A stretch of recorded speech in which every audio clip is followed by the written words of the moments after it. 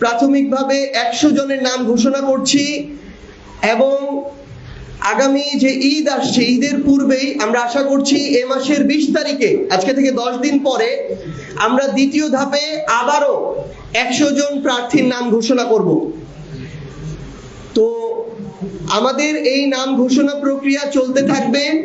আমাদের সারা দেশ থেকে এনসিপিতে যারা বিভিন্ন পর্যায়ে দায়িত্বে আছেন, নেতৃত্ব দিচ্ছেন, কিংবা অন্য কোনো রাজনৈতিক দলের যারা পরিশ্রমী, গ্রহণযোগ্য, যারা মানুষের উপরে কখনোই নিপীড়নের সাথে সম্পৃক্ত ছিল না, যাদের সাথে ফ্যাসিস্টদের সরাসরি সম্পৃক্ততা বা তাদের ফৌজদারি অপরাধের সম্পৃক্ততা ছিল না, তারা অন্য যে কোনো রাজনৈতিক দলেরই হোক না কেন, তারা এনসিপির প্রার্থী হওয়ার জন্য আবেদন করতে পারবে।